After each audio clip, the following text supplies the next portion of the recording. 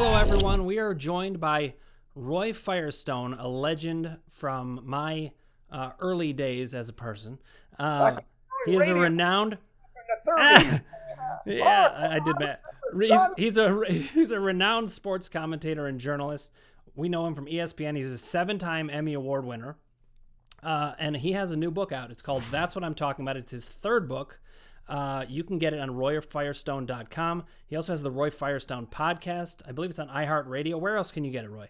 On iHeart, it's on Apple, it's on Spotify, and we love doing it. And also, by the way, if you want the book and you want it quickly, get it on Amazon. But if you want me to sign it, and a lot of people do, I don't know why. Oh, I want that. I was going to get it on Amazon. Now I'm going to get it signed by you. Tell me how.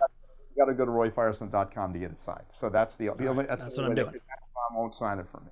But this is my third book, and I'm loving doing what I'm doing. And we're actually, believe it or not, going to have a children's book later this year. I'm doing a children's book. It's an art book called Kobe and a Boy Named Roy, and it's a semi-true story in that I just got a dog named Kobe in memory of Kobe Bryant, my friend, and it's a story of me as a little boy with his dog named Kobe, and it's going to be a children's book for 5-year-olds and stuff. So, and we're going to donate our proceeds to animal shelters. So, hi Roy, it's Ross the Boss here. Ross nice seeing you again, Ross the Boss here. The Tonight Show, and my buddy, I don't know if you work with Jimmy Brogan, but Jimmy was my buddy at the Tonight Show for years and years. And Jay, of course, I know you worked with Jay. I worked with Jay for 14 years. I also worked at the Improv when you were doing stand-up. I've known him for years. Fledgling stand-up. You know what it was like? It was like George Plimpton on Paper Lion. I was a stand-up sort of wannabe, although, Ross, and you'll know this, I kind of parlayed into a corporate world of stuff. So I always wanted to try stand-up. I didn't have the balls to do it, to be honest with you. The normal way that everyone works their material and goes for the comedy pit in Spokane, whatever it takes. I didn't want to do that, so I kept it to sports. But I've done over 2,000 corporate shows in a kind of stand-up realm. I'm not Jerry Seinfeld by a long shot, but it's fun. No, you're a natural. I mean, I remember you at the Improv, and Bud loved you. Bud Friedman, the owner of the Improv, I remember he put you on stage all the time, and I was working there also. It was you were terrific. You held your own with the comics. Let's not downplay it. That's basically, I was like a sparring partner. Yeah, let's not downplay it though. You did very well. I mean, I have to tell you this one story, and I never tell this story. Bud had me on one. I used to come on after the sports news. I was the local weekend anchor, so I'd come on like a Fritz Coleman would do it, and I would come on, and he'd give me a pretty good slot at 12:30. Was pretty good on a Saturday night. Are you kidding? And I walk in there, and he goes, Bud Friedman, who was the head of the Improv, he goes, "We can't put you on at 12:30. You're on at 1:30 tonight." I said, "Oh, okay. Who's on before me?" He goes, "Eddie Murphy." I said, "Eddie Murphy? I'm following Eddie Murphy." Wow, that is a tough follow. Good luck with that one. Let me tell you what happened. So Eddie gets up there and he's just riffing. He's trying to ad-lib stuff. He doesn't know it. And he's dropping F-bombs. And it's, it's funny. But very dirty. It's very dirty. And he goes, "Can I say this on a podcast? Can I use an F-bomb?" I don't know if you can. But who's the MF that's going to follow me, right? Well, I got into it with him. I went, "I'm the MF that got to follow you, MF. That's what it's got to be. I'm coming on this stage. You can go get your ass off the stage." And he doesn't know if I'm black or white because it's dark. So he's not sure who this brother is up there. And I took whatever energy he had and I brought it to me. I had the best set of my entire stand-up career because I followed Eddie Murphy. Unbelievable. Yeah, you think he's not good to follow, but I get it. You soaked up his energy. I had it too, and it was a real. So Roy, I've been following you many years on social media. You always have great takes. You're a prolific writer. I want to hear what you have to say about the Tennessee Titans and the coronavirus. I know you were evidently thinking the season would not last that long. Right. You thought the same thing about baseball. The NFL has had it pretty good so far because while it's not a true bubble, it's a semi-bubble, but they do have to travel. Baseball had it much worse, and baseball hasn't had an infection in a few weeks, which is pretty good. But the NFL, if they start getting infections, the whole season's going to get screwed up. It's going to get all gummed up because they can't recoup those games. I mean, you can't reschedule. It's a mess. So, and the same thing in college football. I was always, and you may know this, against any sports playing this year. Any sports. College football. I think I was wrong about basketball because of the bubble. They did make it, they pulled it off. But I really worry about what this is. We've got 3 or 4 Titan players right now, maybe more. Who knows what the infection rate's going to be. You got non-people infected. They're supposed to play the Vikings on Sunday. There's a game. They can't even practice till Saturday. Stay tuned. But I happen to think this is the wrong thing to do. I know I'm in the unpopular department. You are. I know. Most people don't agree with me, and that's fine. I just think we don't know what we got here. If you get one player who gets it, and even if he recovers, you're looking at the possibility of lifelong illness because of heart and brain. Yep. Stuff we just don't know. I have a question for you. You're from Miami. Yep. You lived in LA almost your whole life. The Heat's playing the Lakers starting Wednesday. Who do you like in that? Who are you rooting for? I know you're close with Shaq. I mean, who's? Yeah, do you want LeBron to win? I like the underdog. I always like the underdog. I'm a Miami boy, as you mentioned, but I don't think they got much of a shot. They may win a game, although they're pretty good club. I just don't think they match up with Davis and LeBron and all those guys. The size inside for the Lakers is so big, and LeBron plays big in the big games. He wants this for Kobe, and so I think I say the Lakers in 5, maybe 6, but I do not see the Lakers losing this series. Shaq and Kobe were probably the best duo, I think, in NBA history. I mean, I know you interviewed Shaq. I mean, what was it like to work with him? He's 7'3". I'm going to tell you some quick stories about Shaq. So Gary, you can get the picture. This is a picture of me and Shaq at his house, circa around the early 2000s. Look at the size. Look at the disparate of the size. Oh my God! We had a tiki party. He invited. It was a luau. Anyway, so the first time I meet Shaq, or one of the first times I meet Shaq, they're coming off the Olympics in Athens, Greece. Not the first time I met him, but the first time I had to do this kind of an interview. And he comes off a plane from Athens, Greece, where the team won the medal. And I said, Shaq, congratulations, you won the gold medal. When you were in Athens, did you have a chance to visit the Parthenon? And Shaq goes, Roy, we went to a lot of clubs. I can't remember all the names of the club. So I said, okay, thank you very much, Shaq. Shaq also, I had to interview one time. You'll get a kick out of this, Ross, and Dan, because I think this is one of my favorite things. I had to interview him after they lost the championship, the NBA title. And remember they lost to the Pistons? Sure. So he's dripping wet. It's 2 o'clock in the morning, and ESPN asked me, why don't you get their emotional state at the feet? I'm like, oh, this is my favorite type of interview, right? He's pissed off. They lose. I said, Shaq, obviously you're upset. I wonder if you can share for ESPN your emotional status right now. He goes, I'm a little pissed off. So I said, okay, this is my follow-up question. How pissed off are you? And he said, to the highest level of passivity. I mean, you can't beat that so one. good. Shaq was unbelievable. But, I got to go back and talk about Wilt, because we did a podcast with Wilt with his classic interviews. There's me and Wilt. This is circa 1988, something like that. And Roy, you remember Wilt used to work out at our gym at the Mid-Valley Athletic Club. I know you worked out there, and I worked there too. And he used to work out there. I used to see him. When I met Wilt in 1979, I'd never met him before, but he'd seen the show. So I come out of a restaurant in Santa Monica, and there he is, got a $300,000 white Rolls-Royce convertible, and he's got 2 gigantic Dalmatian-type dogs on a convertible on this Rolls-Royce, a woman packed into a leather dress. Because Wilt would say, now you can't say it anymore, but he would say in those days, I was the all-time leading scorer. You know what I mean? So I walk up to Wilt. He's wearing a silver and purple silk jumpsuit. He's got a beret. He's got a lemon lime feather coming out, wraparound sunglasses, puka shells, African walking stick behind the driver's seat. I said, Wilt, I would always want to have you on the show. Would you like to come on the show? And he's 7'2", and he's 350 pounds, and he's dressed like this. He says, Roy, I would love to come on your show, but right now you have to understand I'm trying to keep a low profile. So I mean, you got some great stuff. So good. I mean, there's no characters like that much anymore. I mean, Charles Barkley maybe is like. Well, there's another one. I mean, I just had Barkley, by the way, and I'm doing a fundraiser with Barkley. We recorded it for my fundraiser, and I remembered a story when we went to Houston when he was with the Rockets, and I wanted to try. There it is. There's these two guys, Barkley and Olajuwon. So I said to Hakeem Olajuwon, a very devout religious guy, you know, I said, Hakeem, Charles, here's a question that's a little offbeat. Do you think you're going to go to heaven? Right? You're going to go to heaven.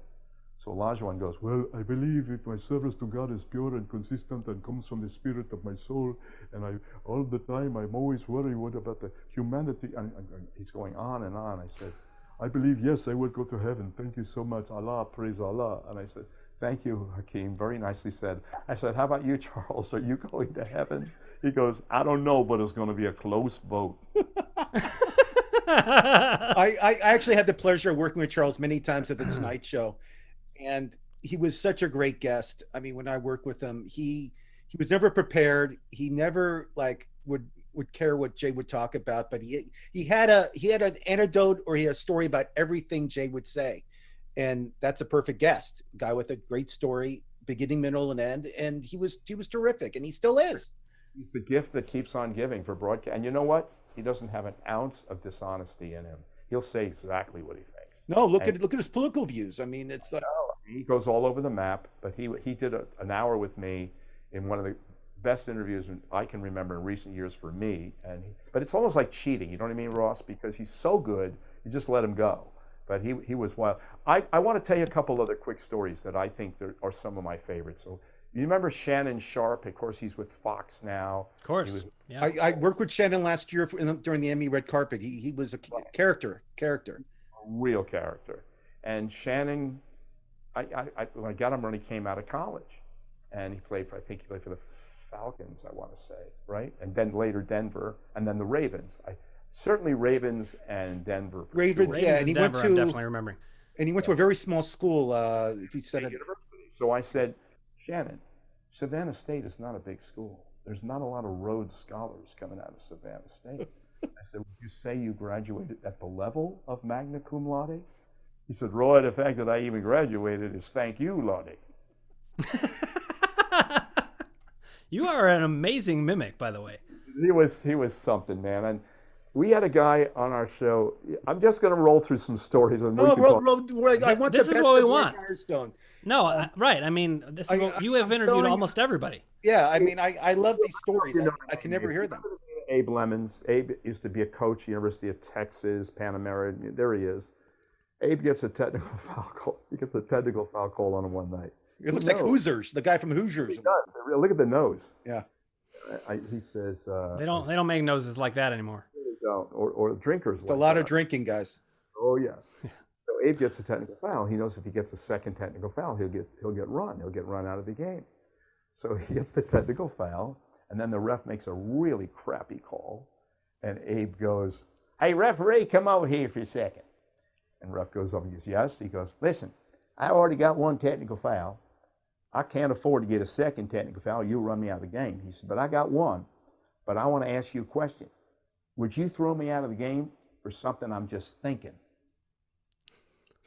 The referee goes, "I can't throw you out of the game for something you're thinking." He goes, "Good, I'm thinking you're a son of a bitch. I don't mind telling you." It was just perfect. You cannot beat this stuff. We just had so many amazing. I did 5,000 shows, and the new book is a book called That's What I'm Talking About. There's some anecdotes, but there's some storytelling. Some of it's touching. It's doing really well. It's on Amazon and royfirestone.com, obligatory plug. But I got to tell you my Tyson story, because the Mike Tyson story, to me, is one of my all-time favorite stories. I meet Mike Tyson, he's 20 years old. This was much later. But, and he's just knocking everybody out in the first and second. You guys remember, he was been a guest on Jay too, No, he was great. I mean, he was the spirit fighter in history, I think. Right. He went in his prime, in his first few years. I don't think there was anyone who could have beat him. No, he had the black shorts, the black shoes, no socks. He had the right trainer. He's from Yonkers, New York.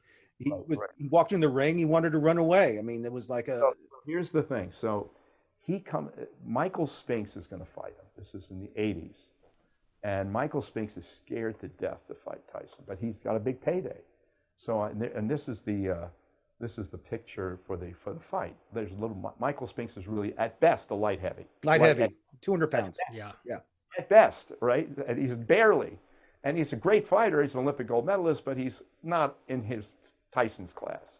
So I knew that Michael Spinks was scared crazy to fight Mike Tyson. So I do an interview with Michael Spinks. I said, Michael Spinks, next week is the weigh-in. Are you concerned about the weigh-in for Mike Tyson? He goes, I'm only concerned about the way out. So, I mean, I knew right there. So then the night of the fight, you remember it was the Trump Tower, of all places, in Atlantic City. The first punch of the fight, this is it. Oh. He knocks out Spinks. I'm talking I remember that. 91 seconds. I'm right behind Bob Sheridan right there in that picture, right? Now, I can't believe how quickly, I thought the fight was 3 rounds, something, right? Don King. So I'm running to the press room because you've got to run to the press room to get a good seat. And as I'm running, I see this behind me. Tyson with all his entourage right behind me, and he sees me, and he goes, oh my God, it's Roy Firestone, Roy Firestone. Hold on a second. Out Spinks.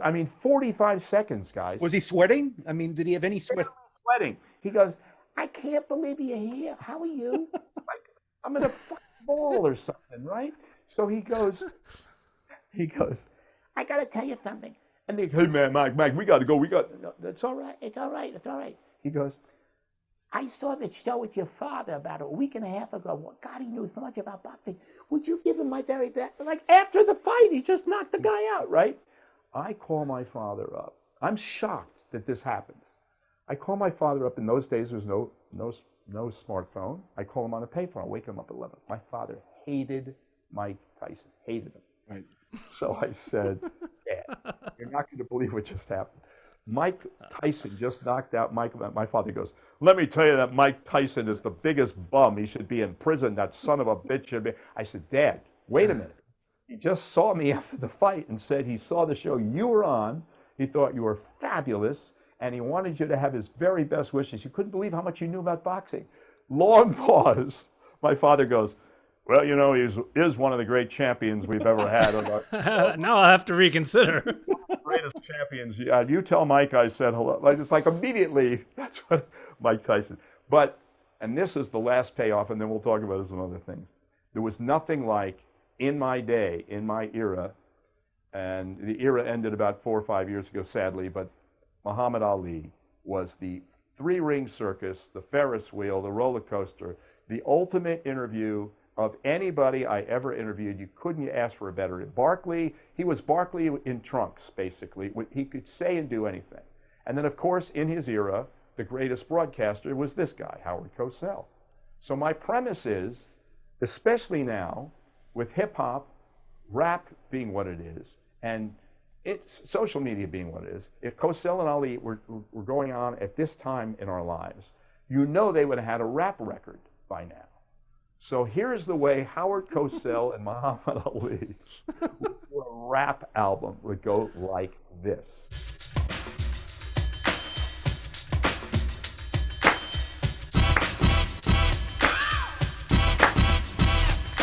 Hello, everybody. I'm Howard Cosell. Without further ado, there's the opening bell. We're here today to view and observe a 3-time champ with a hell of a nerve. He fought all comers with speed and savvy, though in later years, he got kind of floppy. Ladies and gentlemen, Muhammad Ali. Howard Cosell, I hear what you say. You're full of hot air, you got a bad toupee. I fought with style, I fought with class. You ain't nothing but a pain in my ass.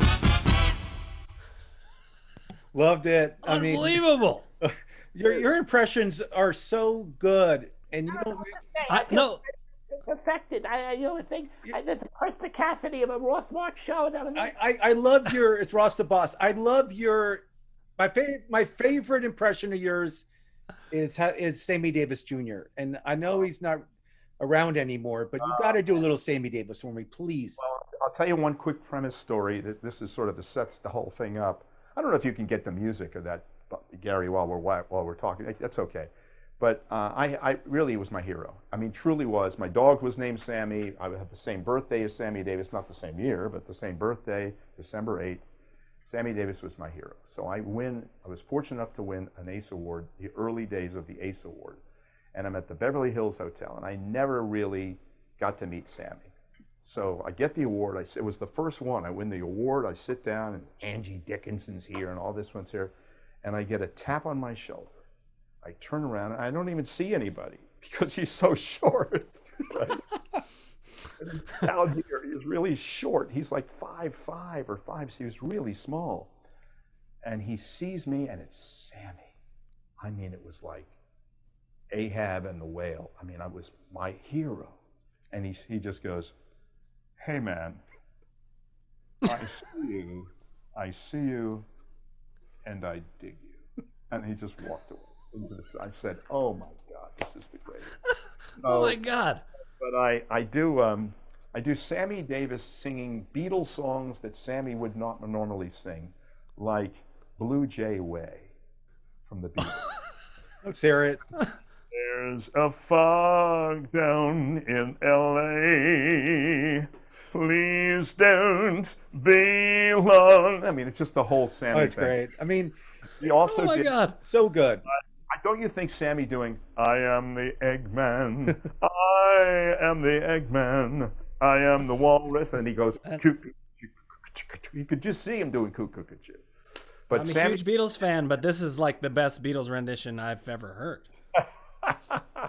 There's a fog down in L.A. Anyway, Rory, let's talk NFL football. Did you watch the game last night, Baltimore? And I did. I thought, you know what? You can't get behind Pat Mahomes. If you get behind, you're don't dead. call him Pat. His mom got mad at the broadcaster last night. I saw that Patrick Mahomes. You got to call him Patrick. I don't want any letters. You don't want to get behind his mom either. It's trouble. Lawrence McCutcheon had a brother named Larry. Swear to God. Is this true? And yeah. Rams running back Lawrence McCutcheon. Yep. So I made the mistake of calling him, "Hey, Larry McCutcheon." He goes, "I'm not. I'm Larry. I'm Lawrence. My brother's Larry." I went, "Okay." We had so many great experiences. But my point I was making is this is a magician up there. If he stays healthy, you see the way he can throw the ball, different angles, arm angles. He can run. He sees the whole field. Lamar Jackson's exciting, and he they got so far behind they couldn't do what he does. But they're not good. The Chiefs are the best team as long as Mahomes and Kelsey and Tyreek Hill, those guys stay healthy. There's no one going to beat them. I mean, you've seen Montana play. You've seen Marino play. You've seen Marino. You've seen Montana. You've seen even Joe Namath play back in the day when he was healthy. I mean, how would you compare Patrick Mahomes to those type of quarterbacks? There's no one like him. Right. I mean, you can't even say Brady is like him because Brady's a straight up stand-up guy, and this guy can run, and he has arm angles. He can throw the ball. He does shovel passes and throws passes like this, and he's smart. And I mean, Lamar Jackson's fun to watch, but he ain't in the same class, I don't think. And they're both exciting players, but they got too far behind. And when the Ravens got behind, their defense was just not that good last night. I didn't think. In fact, the Chiefs weren't even going to be in trouble if it hadn't been for that kickoff return from the Ravens. They would have won by three or four touchdowns. Well, Kansas City now go to New England and play Belichick, who I think is the only one that can beat him. I believe that Belichick in the AFC is the only team that can beat him because he's such a great coach. Do you think they have a chance? Yeah, you need Belichick to do it. Well, you know what? If you really look at it, and I've seen him for the last few weeks, Cam Newton, he's just picked up where he looks like he was when he was MVP. And, he had some health issues. He had some injury issues for years. But Cam looks like he's on a mission, man.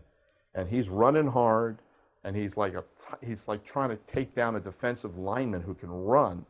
And if he gets some receivers and they play decent defense, they're going to go a long way too, New England. But I'd really be hard pressed to think of a better team right now than Kansas City because of Mahomes. Now, Mahomes gets injured, it's a different story.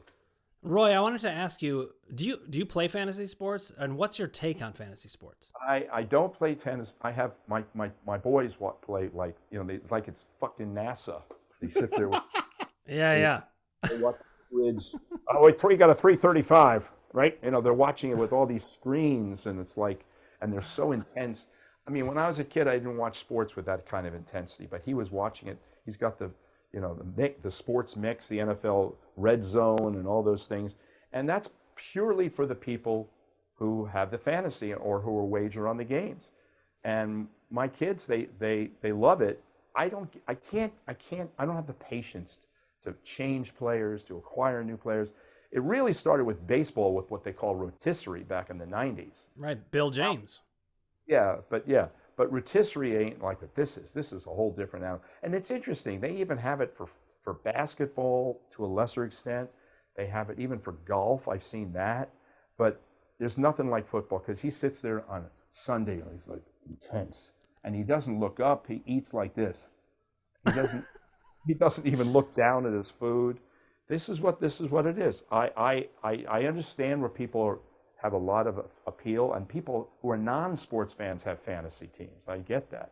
Politicians, all kinds of people do. They even have fantasy Congress now. I don't know if you heard about this. They actually do. It's like if your guy drafts a bill, you get a certain amount of points. I don't know how it works. So everybody's bottoming out right now. I would like to see certain players in Congress, by the way, no longer available for fantasy. Yeah, yes, I like that idea. But to a certain extent, we're not going to talk politics, but it's become fantasy and nightmare. Roy, I know you're an avid baseball fan. Your Baltimore team did not make the playoffs. Did not. I'm so sorry. My Cincinnati team did. What's your take on the World Series? What two teams do you like? Who's going to win it? Let's hear it go. I had Tim Kirchin on a podcast the other day, and he said, and this is interesting, the Yankees and Indians are playing as we speak. It'll probably be over by the time this show is heard. But game one is crucial. Whoever wins game one, he said, now again, we'll know when you hear this, because they got Bieber. That's the new phenom going against Garrett Cole. He's the Cy Young winner this year, Bieber, yeah. Yes, he is. And it's not Justin Bieber, folks. It's not Justin Bieber. No. Sean Bieber or Shane. It's a Shane. He's on my fantasy team, and I'm from Cleveland. Look at his whip. Look at his ERA. I mean, he's been unbelievable. It's unbelievable. If they win game one, and again, we'll know because you'll hear this show after game one, but he thinks that whoever wins game one in all of these series is going to win their series. That's because it's a 3-game series, so best out of 3. I mean, even the Dodgers got a little bit of trepidation. I mean, you don't know. Just have one bad game. You have 1 or 2 bad games. You can't come back in a 2 out of 3. So. Do I think baseball should be playing? No, I've said it all along. I'm in the unpopular opinion, but I do think that it's good for the game to have so many. There's 8 teams in both leagues. 8 teams in both leagues, and the team that had the most coronavirus cases is in the playoffs. I know, which is crazy. Crazy. The Marlins, right? Yeah. Yes. I know. Was it the Marlins or the Cardinals? They're both. It was the Marlins had 9 active players. But the Cardinals didn't play for like 11 days or something. I don't know how they. And it's true. You can make up baseball games, but you can't make up football games, like you said. Dark is I wish the Orioles had some COVID players, so they wouldn't play. Then they. Bad taste. I'm sorry, but you got to go with it sometimes. Now, on your finger, I see a ring. What's that ring from? University of Miami, national champions. Can you see? What year was that? Was that with Irvin, Michael Irvin? Was those years? 2000. This is their last one. Oh, the last one. Alum. I did their final welcome back to Miami, and boy, were they loaded. They had McGahee, they had obviously they had Sean Taylor, and they had like 11 NFL future players. I think it's the greatest team that's ever been put together in college football, in my opinion. I mean, unbelievable. They had so many, DJ Williams, they had so many great players on that team. Ray Lewis was not there then, but I mean, everybody was good. Ed Reed is maybe the best defensive player I've ever seen in any position. I mean, he's that great. He was on that team. Yeah, but he has a horrible beard. He has a horrible beard. He has to shave that, Roy, please. Yeah, that wrecks the career. Horrible beard. Horrible beard, Roy. Horrible. It looks like Mountain Dew. He's got the Yeah, Mountain. I mean, somebody has to advise him, hoping his team will listen and have him trim it a little bit. I wanted to say, Roy, I wish we could stay here all night. I mean, I could sit with you all night. The stories you tell, your impressions, I love the Beatles thing. You've got the Beatles. Yeah, there you go. All right. Yeah. I do. Those guys were really something. The thing about Paul is he starts off every question with the thing is. The thing is, we started The in thing Liverpool. is, that's right. John is more, knows nasally, recordings all we ever did, those the rubbish and crap and the nonsense and rubbish. Did you see Dana Carvey's imitation of Paul orienting John to today with like the cell phones? Oh my God, it's hilarious. Listen, I've had a blast doing this, and the name of the book is That's What I'm Talking About. If you want me to sign it, folks who are watching this show, go to royfirestone.com. If you just want to buy it or Kindle it, go to Amazon. I'm also going to have a children's book later this year called Kobe and the Boy Named Roy, little kid's book. And I also have this podcast, which is behind me. And we've had Bob Costas and Bill Walton and Billy Crystal. And we just started about 8 weeks ago. And you can get it on Apple, Spotify, and wherever. And I've had a blast doing this, guys, and thank you for having me. And Roy, we'll definitely have you on much, again, Roy. but thanks for coming on, and I'll see you around their neighborhood. You got it, brother. Okay, thanks, Roy. All right, you're the man. I don't know what to say. The perspicacity you guys have is extraordinary. I don't know what to say. Roy Firestone, everybody. Thanks for coming on. Lying with a blanket over my head, she asked if she could see who was under the blanket with me. I said, you don't want to find. It is Hideki Matsui in my